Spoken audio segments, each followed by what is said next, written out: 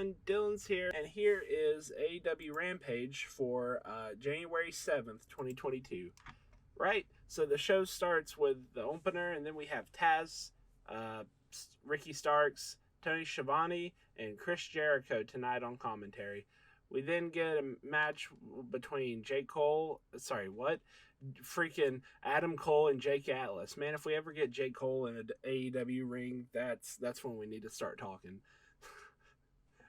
We get to a quick finish. I think it was intentional because Jake Atlas injured his leg somehow. Let's put it this way: he sold it a lot, but it looks like a legitimate injury, and it wins with Adam Cole locking on a knee bar. He taps. Then we get a rush spot. Basically, the Red Dragon comes out and threatens to beat up Atlas, but then the best friends come out, and then they plug a promo for Sammy against Dustin at the pay-per-view, which I will also have a review for that. Because apparently Cody was out with COVID, even though they said it was just he wasn't medically cleared. So Dustin took his spot over, basically. It was a good Rush 2 promo. I'll take it. Come back and we have basically a pre-package that showed off all the highlights of the first AEW on TBS.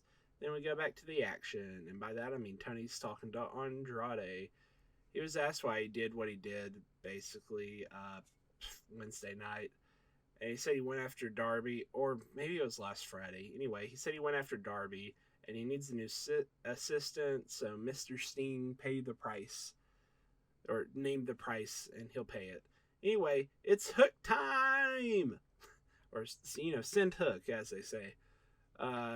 There's a match between Angels and Hook? I don't remember who Angels is, but anyway, Hook fucking je ne sais quoi in the ring, Hook, Angels, freaking sorry, QT Marshall's boy, I remember now.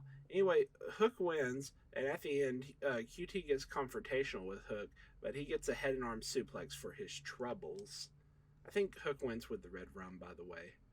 Anyway, we go to commentary, where Starks gives a challenge to Matt Sydal for the FTW Championship on the pay-per-view. Right, so on Battle for the Belts, maybe it's TV special, whatever you want to call it. I'll say it on the event too, but it really feels like they were rushing it. I feel like they originally planned to have 80 billion champions, like it was advertised, but I think for some reason things had to be turned around, and the championship match they had for Battle of the Belts they put on TBS, and all the other events too they put on TBS instead of putting it on that event like they thought they would, I guess. But it was still awesome matches. I'll get to that review later too. They plugged something between the Bunnies and Ty J going over what happened last week, that killer match. Then Ruby Soho comes out for a tag team match with Rio against Britt and Jamie Hayter. Dylan has a problem with that because why don't they just have Rebel and Jamie Hayter in a match? I'm not a big fan of before their title match, the challenger and the champ actually having a matchup. Oh yeah, by the way, Rebel beats up Ruby for a second. All hell breaks loose before the match begins, and they have a match that ends with a miscommunication between Jamie and Britt, and Rio rolls up Jamie for the win. Then they have a post-match, I'm going to call it stress talk, between Jamie and Britt, as we got a plug for the Men of the Year doing a promo backstage about how shitty AEW is in their mind. And they'll be watching the TNT match closely, apparently.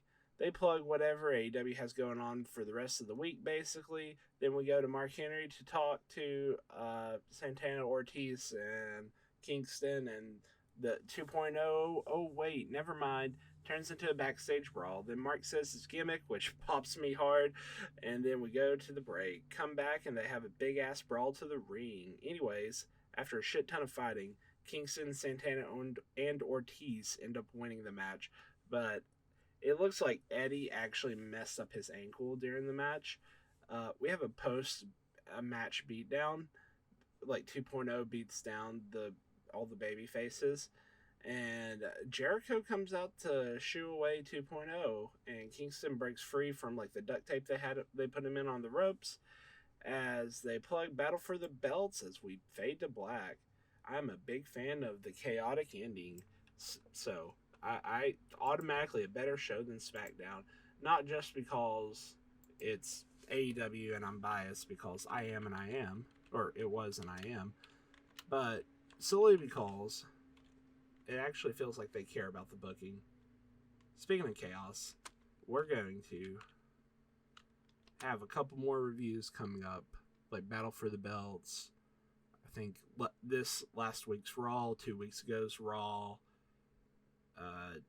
Dynamite, and probably by the time this comes out, Rampage and the Daily News Review. So anyway, thanks for watching. See y'all next time. Bye.